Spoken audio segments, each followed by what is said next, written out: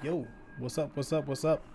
Everybody, apologize for that. The wrong link went out. So, man, that's rough. Hate doing that. How's everybody doing? Happy Sunday. Glad to be back doing another episode of Star Wars Sunday. Give me a quick second because I'm going to send this link out via social again. Um, yeah, quick delay. Quick delay. And if you are watching, I should have. Well, I'm curious. One, how many people have been watching or reading the High Republic stuff?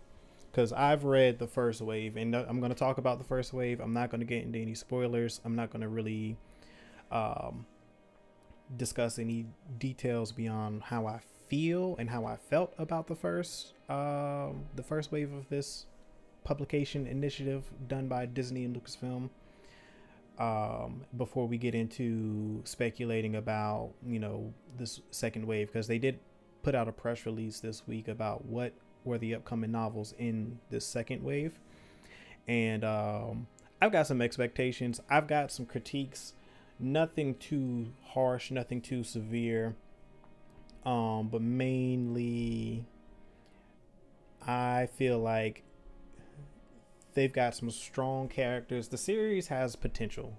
You know what I'm saying? The initiative has potential to be great, but it's really up to them to kind of sort of push and to make this thing uh, pop, because I feel like the first wave, there was a lot more expectation. There was a lot of anticipation for the first wave, but I think it's safe to say that it kind of underdelivered. You know what I'm saying? Like, we as Star Wars fans, one, selling people on a publication initiative for Star Wars is an uphill battle. Being that Star Wars is such a visual medium, we're used to consuming it on screen. And for me, while Wave 1 was cool and they introduced a lot of cool characters who, in my opinion, have potential to be like legendary and some of the greatest characters to come out of Star Wars, I don't feel like Wave 1 gave us any of those moments that would have elevated those characters to those peaks. I feel like the books kind of, not really, how would I want to say that? They kind of, the wheels were kind of stuck in the mud, if you will. I personally feel like the comic book runs by Marvel and IDW, the High Republic and the High Republic Adventures, that's the IDW one. I personally feel like those were the stronger publications in Wave 1. Those I enjoyed the most. I liked The Light of the Jedi, and when I read it, it was amazing, and I thoroughly enjoyed it. I still thoroughly enjoy the book. I think it's one of the better books that has come out of the Disney. Well, not, I don't know. It's kind of middle. I'm not going to lie. It's kind of middle of the pack for me personally. I'm going to renege on that comment. The comic books, though, the High Republic comic books, those have been the highlight of Wave 1 for me personally. To what I said earlier, and thank you all for joining, because had some issues with the link. It duplicated. I think I copied the wrong link. I'm not sure what I did. I did something wrong, so that's on me. But thank you for joining.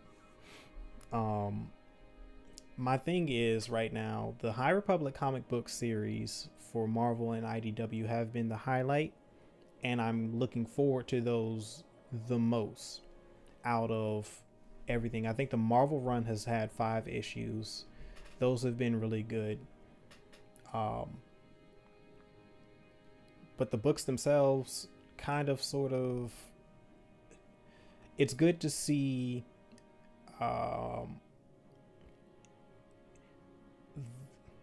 it's a good time period. The Republic is interesting. This is the first time we see the Republic in its, you know, basically in its prime. And while it's not that corrupt governing body that we saw in the prequels, and the Jedi are the Jedi truly that well, at least that I imagined as a kid growing up prior to the prequels coming out, the villains in the High Republic thus far have fallen way flat. Like they don't feel like they are pushing the Republic and the Jedi enough to convince me that they are a real like game changer for them. You know what I'm saying? Like this has been positioned as, you know, these forces are going to be, you know, they're going to shape the events, the villains, the things that they face are going to really challenge the philosophical ideology of the Jedi as well as the Republic over time. I know it's going to take about 200 years in, you know, for all of this to transpire, but we're going to need to expedite that a little bit. You know, we need this to happen a little faster than it is. Like it needs to feel like this is going to be a major challenge to overcome for our heroes, because we have some really strong heroes, but the villains to me have fallen fat. The Nile kind of were disappointing thus far, and I know it's just wave one, but I'm not well, I won't say what happened, but there's something that happens in Light of the Jedi with the Nile and the leadership of the Nile that I'm not convinced was the best move for them from that standpoint. I'm not convinced that the Jedi of this time period, based on the events and everything that has transpired in the High Republic thus far, are going to change. Like it doesn't justify what the philosophical difference between these Jedi who are very optimistic, who are, you know, true followers of the light, who seem like they understand who they are. It's going to be for me a hard fought battle, an uphill battle if you will, for them to go from that to what we saw in the prequels in 200 years down the road. I do understand that there's a lot that can happen between now and then, and this is very, very early in the initiative, but things are just kind of progressing a little too slow for, I think, the average fan and for, you know, the casual fans. Like I don't know how many casual fans have actually picked up these novels. I know a lot of the hardcore fans like myself and others who actually, you know, purchase all the books and have read the comic book runs.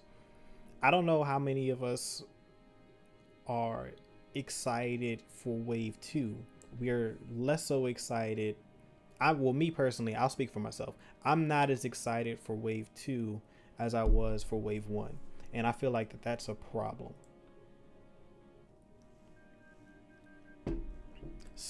Hey Ma, what's going on? Thank you for joining. I mean, yeah, that's how I feel about it. That's kind of where I am with it.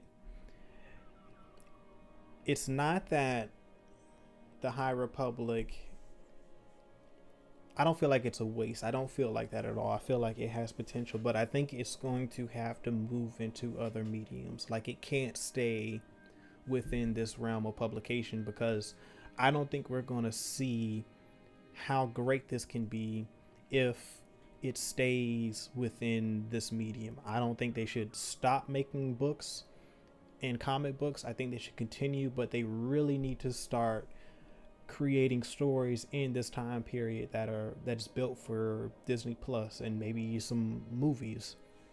You know, I feel like this era can exist on Disney Plus. I don't know if this is a big screen era. The events thus far don't lead me to believe that this is like a blockbuster type of thing. That can change, of course, depending on how, what transpires. But right now it does feel like something that can live on Disney Plus. Um, Maybe not these early events, but certainly a lot of what we have seen transpired, what they are promising with this series. I feel like it's not going to resonate with fans the way they think it is if it only exists in publications. Because Star Wars being the visual medium that it is, we need those visuals, and that's why that publication for me is, I mean, not the publication, but the comic book runs from Marvel and from IDW have been the strongest in Wave One, like bar none. Like those are the best things out of the first wave. And if you haven't read these comic books, I would almost recommend, if I had to recommend someone who is coming into this for the first time, I would recommend that you pick up Light of the Jedi, read that book, and then go pick up the Marvel comic books. And I'm really not sure about the other books, because even if you, I'm thinking about Into Darkness, which is the other young adult novel. If you read Light of the Jedi, that book Into Darkness, that introduces us to the Dringir, which is another one of the other villains, which I still feel kind of fall flat. They are cool, they're a great concept, but it's just not. They didn't deliver the way I was expecting them to. Like they didn't impact me the way I felt like they should have. They are definitely a threat, but they've got to, they got to intensify this a little bit.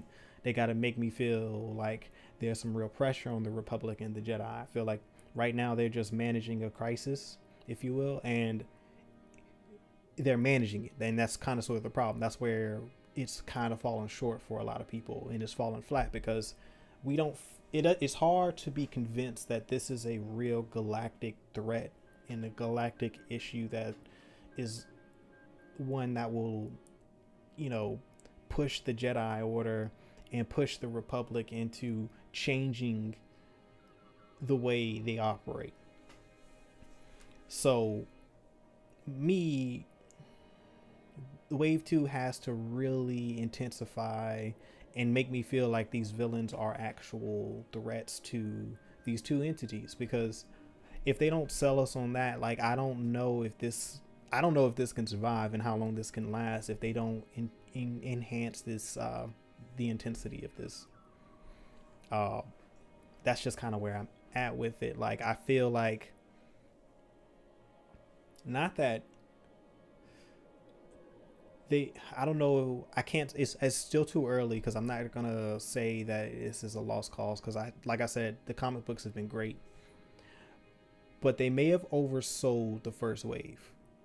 I feel like there's a lot that happened that was drawn out for too long.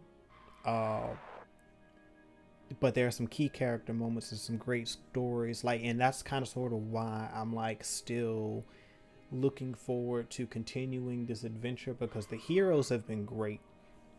I have zero complaints about the characters that we've been introduced to, maybe minus one on the Nile, and we'll see how they develop that character. But right now, I liked how that character was introduced, but I'm not sure where he sits for me now. It's kind of like where they started with him and where they ended with him. I'm not very excited to see what happens with him, basically. So I don't know. I would like for this series to be something great and something magical, and I think it can be, but I'm not sure if the way it's formatted now it's going to work. It will long term, at least. Like it's a hard sell for me, and it's really hard for me to convince and to tell people and recommend people, oh, you gotta go read this. Like we hadn't had those moments. Like there hadn't Light of the Jedi is a good book, but it's not like I'm running out to tell people like, yo, you gotta check this out. Like it's not that. Um, the Republic as well. I mean, not the Republic, but the Marvel comic books. Those 5 issues have been good, and for me, they are the best thing in the High Republic right now, as well as the IDW stuff, because you get, a younger version of Yoda and what have you. That's been really cool, but I don't know. I don't know right now. Like, I'm gonna continue with it. We'll see how this year goes with the High Republic. But right now, they've really got to intensify, especially, you're coming off of The Mandalorian season 1 and 2, and everything that series has done, especially in series 2, like you're putting a lot of pressure on this public fans are expecting. Like when you make and invest so much in the marketing of this and hype it up to the extent that you did, because they have hyped this up, like I would say just as much as they did the Mandalorian. I would also say that they which is, I mean, they're supposed to be gung-ho about this. They're supposed to try to get people to run out and go buy these things, and for me it feels almost like season 1 of the Clone Wars. It's just dragging, but I can't really judge it because Clone Wars turned out to be one of the best series and best things that happened to Star Wars. So I'm not saying that this is the end or that it's going in a bad place. I don't feel like it's way too early to say that. They just have to pick up the intensity, like, and maybe explore some new visual mediums. And I see that in this next phase, we've got a manga coming up, which I think is going to be interesting because to my knowledge, I don't think there are any actual like official Star Wars mangas. So that's a cool thing, and that's a good, push for them. That's a good way to go. Let's see everybody in the chat. My mom, Carol, Coop, OG Coop Daddy Yoda. But yeah, like, so I know there's a lot of casual Star Wars fans, and I know there's a lot of hardcore fans, and I know there's some people that kind of sort of exist in between. And for me, I like to talk about Star Wars. I like to recommend certain things for people to watch, or for certain things for people to read, just as a fan, because I want people to experience these things and to have a love and appreciation for them same way I do.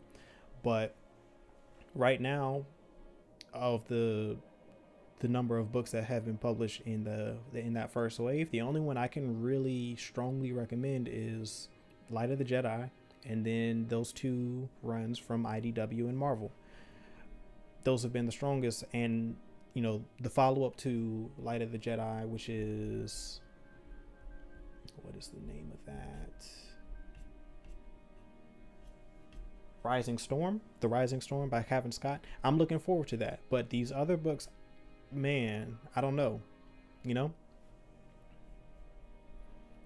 I'm gonna switch screens here. Oh.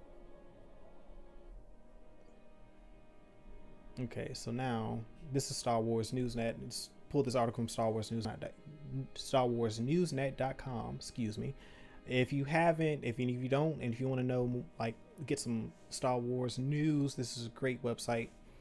I actually used to be a moderator for their chat back in the day, back when the site kind of first started. And they've been doing great, and I always recommend people come to this website to get the latest Star Wars news. But here they're talking about phase 2 or wave 2 of the first phase of the High Republic, and I'm like, all right, that's very complicated. First and foremost, like, it's wave 2 of phase 1. Like, how many waves are in a phase? How many phases are there? You know what I'm saying? Like, there's layers of complexity that they've added into this series that I'm like, I'm not so convinced were necessary. You know what I'm saying? Let me see.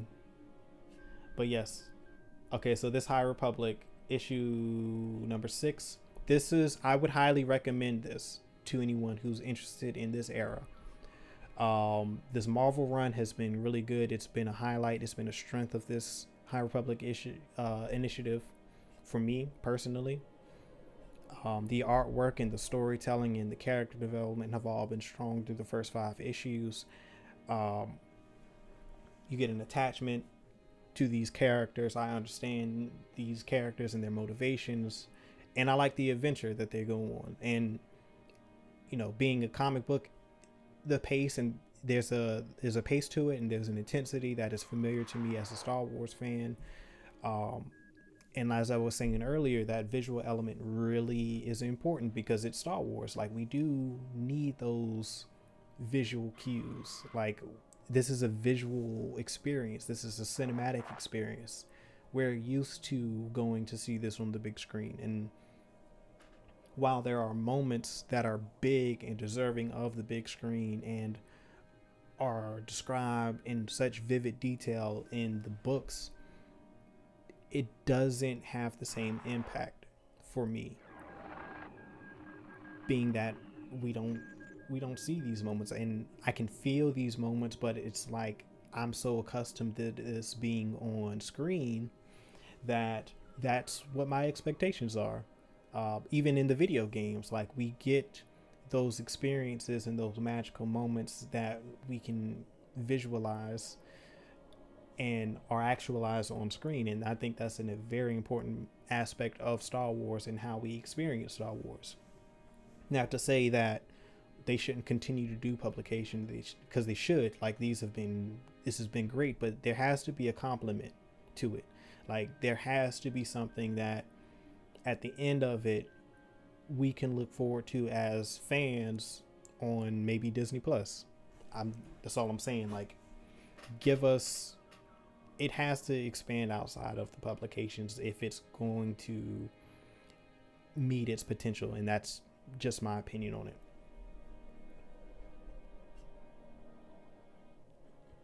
Hidden Danger is part 1, so this is a new story within the High Republic coming in wave 2. Justina Ireland is great. She's done some other works for Star Wars as well, and she's a really good writer. Like, all of these are great writers. I have no complaints about the writing and the quality of the writing and the quality of the storytelling. That's not the issue. It's just right now it's the pace and it's the tone, and being its foundational, I guess, wave. The first wave is just they're setting the foundation for what the High Republic is. I hope that they come out the gate swinging in wave 2 and give us something that is like makes us really, really look forward to wave 3 or phase 2, whatever it is, whatever comes after wave 2. Basically, I want to be anticipating it. I want to be telling people, hey, you got to go check out this run. You got to go read this book. Go get The Rising Storm, because they set up a whole lot of stuff that could play out on screen. Like, that's kind of sort of that's really all I want. You know what I'm saying? Like, just give me something that I can go and talk about and rave to my friends, just like I was about The Mandalorian, and just like I was about Rebels, and just like I was about the Thrawn series. The Vader run that Marvel did, and most of the runs that Marvel has done for Star Wars since the Disney acquisition have been great. The classic characters like Thrawn, and the thing is, because I'm gonna jump back here. When the Thrawn trilogy came out back in the 90s, what really helped that for me was, well, not for me, but for everybody, it was the strength of the villain. Like, Star Wars has to have a strong villain. Like, Vader is one of the most iconic villains in cinematic history, one of the most iconic villains in storytelling, if we're going to be real. And that's the kind of force, no pun intended, that we're looking for with our villains. Like, we have to feel like, this dude is a threat, or girl, what have you, whoever this person is, this entity is, they are an extreme threat, and like we have to worry for our heroes whether or not they can overcome this challenge, and the reward is that they do. But I don't feel like the challenges presented by the Nile and the Drengir are uh, something that they cannot overcome. And so that's something that they have to change eventually for wave 2. Like I need to feel like, are they going to get out of this? You know what I'm saying? Because there's a lot of characters and a lot of things that happen, and I'm like, I don't know what the fate of these characters are. This is 200 years before the Phantom Menace. So all of these characters, by the time the movies happen, they're deceased, minus maybe a few like Yoda and a few species that have like an extremely long life. They could, for the most part, most of those are probably going to be deceased by the time we see them on screen. So we don't know what the fates are of these characters yet. I'm having the, not sort of issue, but it's part of the fun of reading and following the hero's journey, is that not really anxiety, but that anticipation of how are they going to defeat this character. And I just don't feel like these villains are strong enough to evoke that emotion. While it's fun to see the Jedi in a very, very positive light and being the force of good that we always wanted to see the Jedi be, it kind of falls flat when the villain isn't equal to their good. Like they have to be the villain. It's the duality of Star Wars, right? It's the duality of storytelling. Like whatever, when we read or watch a movie or a story unfold, no matter what the medium is, when we are introduced to our heroes and we learn about them and we become attached to them, part of why we continue to watch and why we continue to consume that content is because whatever force they're facing is their equal, and they do have, there's a real threat that they may not make it, and that's part of the allure. So that's an element of this that they've got to come through on in this second wave. Like for me, it has to happen in the second wave, because if it doesn't happen in the second wave, I don't know if they can continue this, being that it's such a long-term play.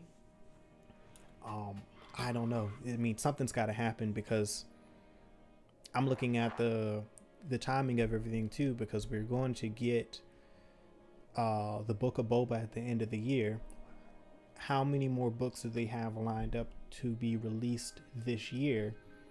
And will the hype continue for the remainder of the year? I feel like a lot of it hinges on how good this wave 2 is. The young reader stuff, always, those are always going to deliver, because that audience, the audience that they're written for, I mean, that's pretty much their niche. Star Wars has a good handle on these, on the kids. Like that's what Star Wars is for. So these stories, you never really have to worry about if it's going to deliver or not. Next up is this IDW series, which once again, this has been the highlight for me.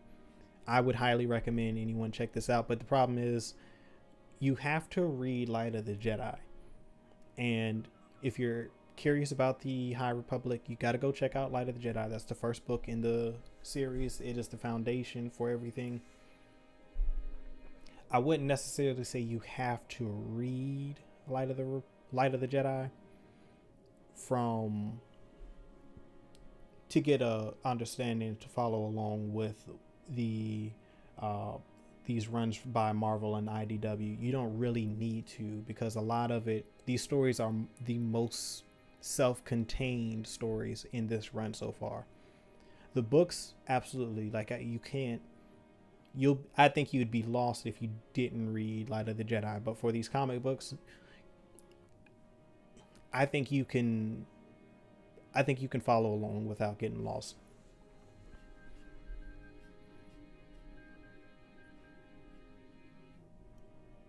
Okay, and then Out of the Shadows. This Now, is this going to be a follow up to anything? Out of the Shadows by Justina Ireland. Disney Publishing Art Team did the cover for the young adult. Okay, so this is another young adult novel. This seems to follow. Okay, so this is a follow up to Into the Dark. This is the sequel to that, which is okay. It seems as though in Into the Dark, the villain, they face the Dringir, and that's where you're introduced to the Dringir, but you're also introduced to them in the Marvel comic book. And so, you know, I don't know how I'll see.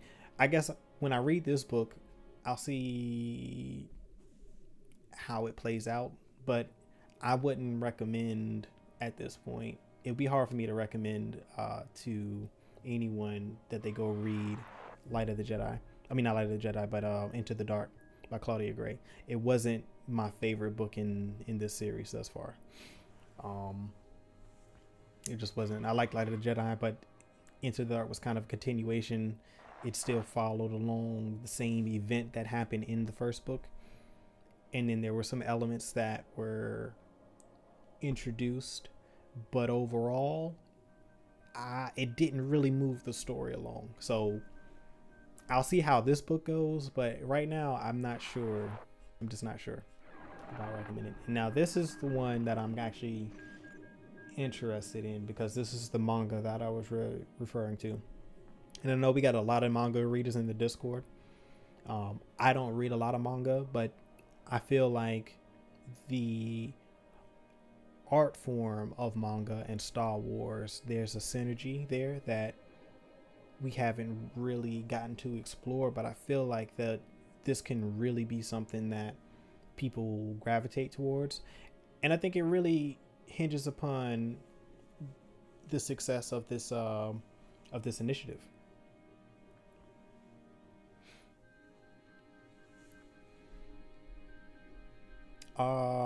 What grade level would you recommend parents teachers to introduce these?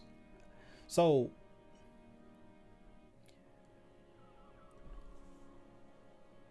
for the most part, the content in this is for people, I mean, just across the board, is for young adults, so people in high school to, I would say, elementary, middle. Well, definitely. I mean, the comic books. Here's the thing: the comic books. There's no age. Like it's the subject matter isn't mature at all. Like there's no it's Star Wars. Like they're not going to go into any sexual content or anything like that. No drug use. If you watch any of the Star Wars movies or let your kids watch the Star Wars movies, they can read any of these books because they are basically all the same content wise. The subject matter isn't going to be it's not going to be too dark, and it's not going to touch on anything that would be inappropriate for younger audiences, no matter what the age group is. Like this is a young adult novel by Kevin Scott, and which means it's for like people reaching their adolescence. So there'll be some relationship things, but they're not going to get into any of the adult stuff that comes with relationships, if you will. So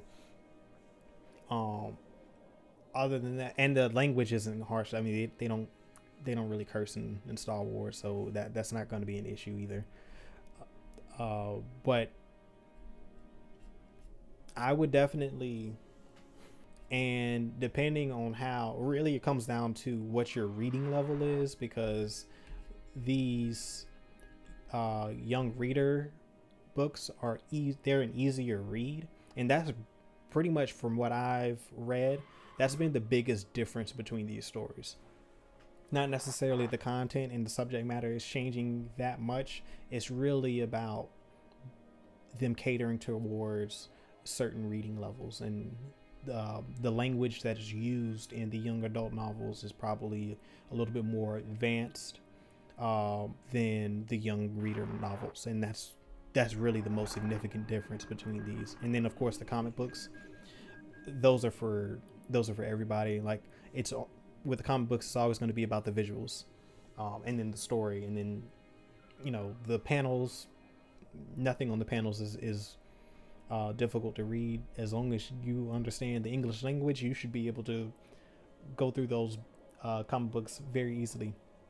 And even if you don't understand the English language, the visuals of the comics pretty much explain the story. So yeah, age wise, any age, man, anything. If you want to, I would say it's more about, if you want some stories about Jedi at their best, this is definitely the series and the saga that you would want to follow along. Because from a social standpoint, there's characters from every race, every gender that is represented. They're all presented in a good light, and they all come across strong. And then there's a character, I believe, for every type of person in these books. So, and I think that's a very important thing, and that's clearly something that they wanted to achieve. So from that standpoint, I would absolutely say that if you want to get younger audiences into Star Wars and you want them to read something more current within the story of Star Wars, then I absolutely would recommend that they read the High Republic stuff. And Light of the Jedi would be the first book, and then you can go from there. But it is key that you read Light of the Jedi, because that one you have to read to kind of understand what's going on in this story. And that's not a hard read either. It's not a hard read. Good question. But yeah, man, overall I would recommend the comic books over over anything else within this thus far. Like, those have been good, man. These first 5 issues, the comics are like $3.99 per issue.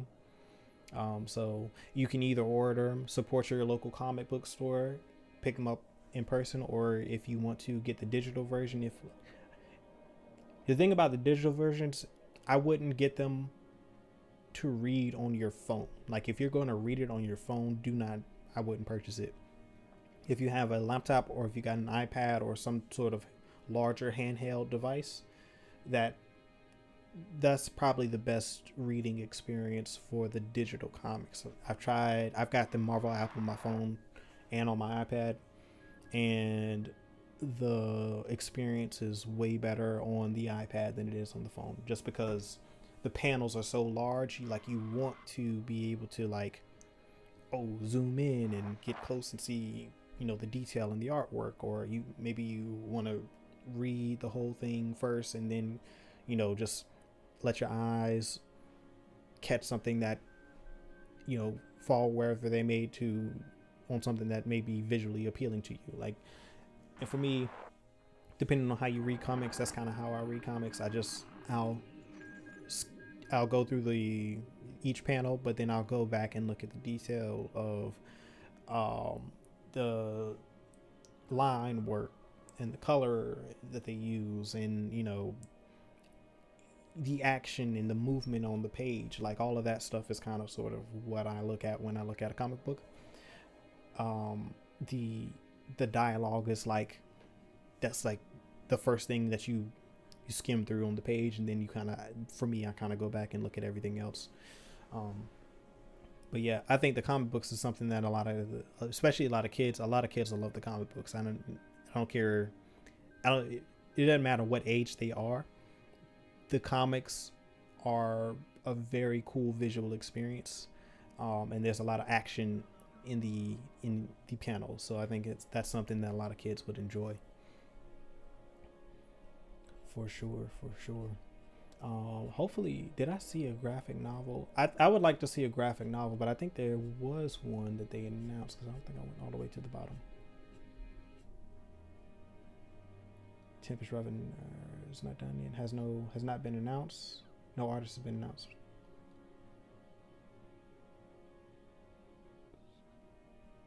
Yeah. Okay. I believe, is this the graphic novel?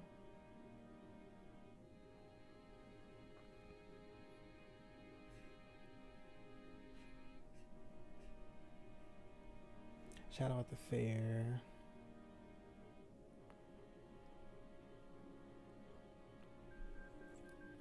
Okay, so a storybook that's also coming. I don't know. That's not. That wouldn't interest me. That, I don't know. Kind of. Edge of Balance by Justina Ireland. This is the manga. That definitely I'm gonna pick that up just out of curiosity because I know, I'm just curious to see what that, how that it will be experienced. Okay, so this is a novel. I thought I saw one of these is going to be a graphic novel, but maybe I was wrong.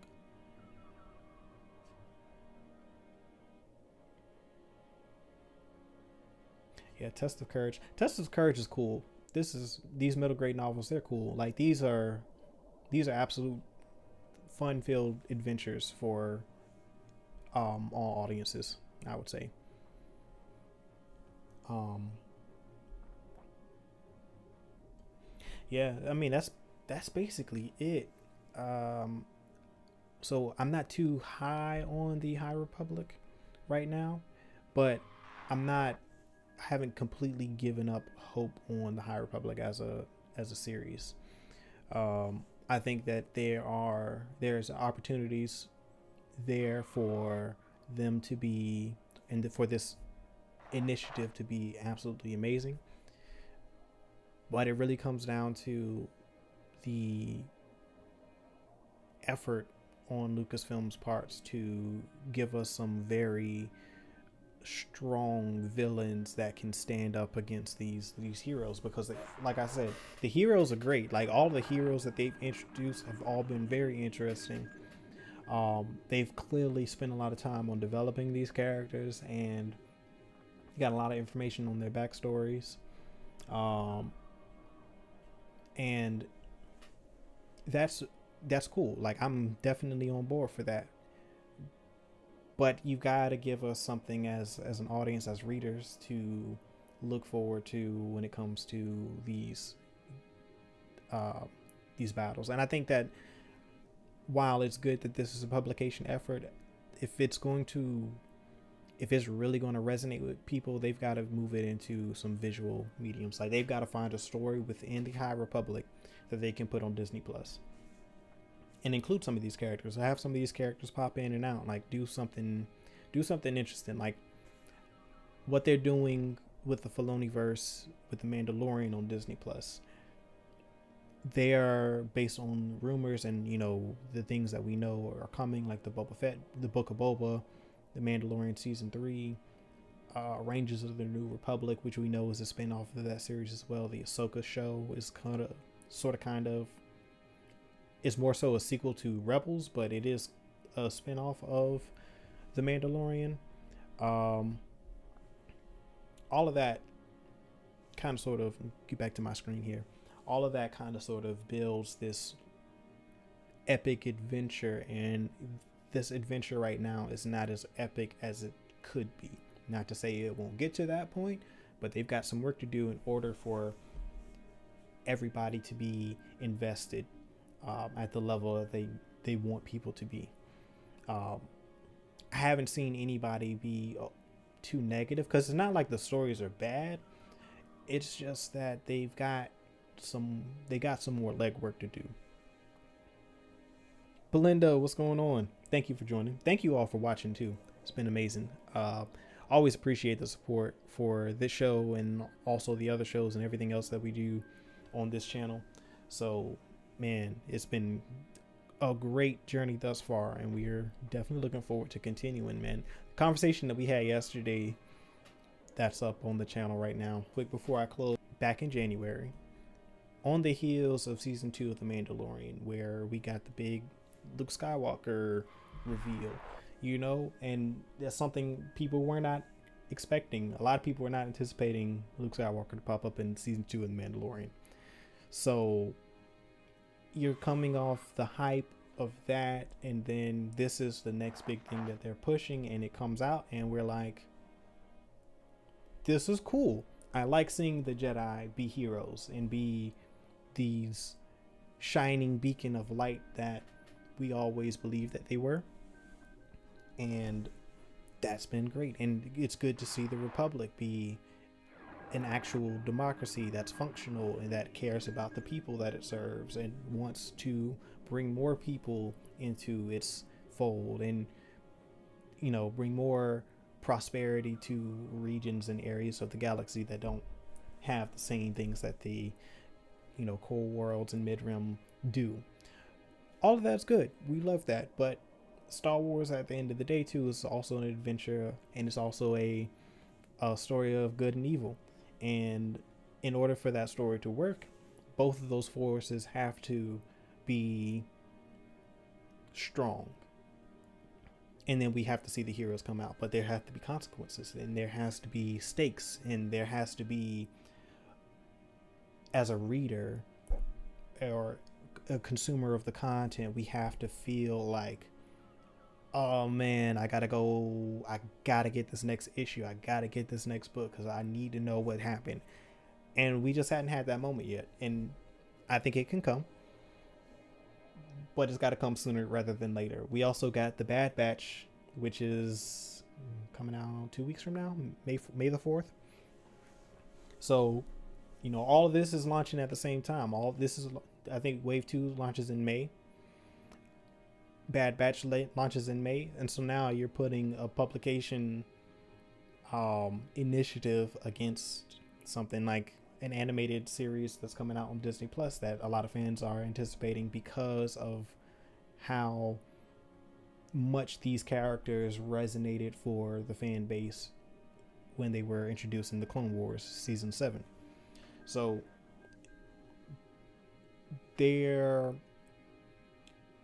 I think a lot of it, I think the series may have suffered a little bit from, they may have oversold at least the first wave. Just a little bit. But they've got plenty of time to rebound, and I think that they will.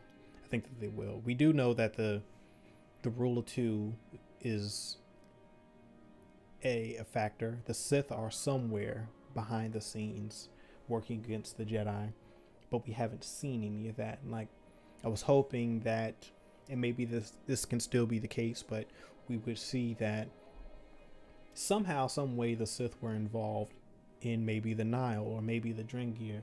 There are some connections to the Sith and the Drengir. I won't get into details because I said I wasn't going to spoil anything. But that's something that they've got to really kind of sort of focus in now. Because for most people, for anyone, we don't need to see armies of Sith, but the presence of the Sith is such an important aspect, especially when you're dealing with the Jedi. If you're going to have Jedi, the Sith have to be somewhere. They've got to be a presence that we as the readers, the audience can feel, and that the Jedi can feel as well. Whether or not they know is the cunning of the Sith, and that's how they've been able to survive for so long with, under the rule of two. They are in the shadows, working alive, and have survived. All of that they've been keeping secret, and we need to see that. It's very important that we need to see that. Like, the line of Bane is important to Star Wars because Bane is the reason why we have Palpatine, thus why we have Vader. So it's important that Phantom Menace, because that's the only way. I want to know how the Sith were able to survive without being detected by the Jedi, without the Jedi knowing about it. I mean, that's quite a feat for hundreds of years they were in the shadows, just as a presence. um that, yeah, they've got to get back to that. They've got to touch on that some. I think we will. I know we're going to get a Bane series or something related to Bane. The Acolyte series is something that's coming to Disney Plus, which technically I believe that the time period of that is like at the end of the High Republic. Technically, I think it's a couple years out from Phantom Menace. I might be misquoting, but I know if it's in the High Republic, it's in the later years. So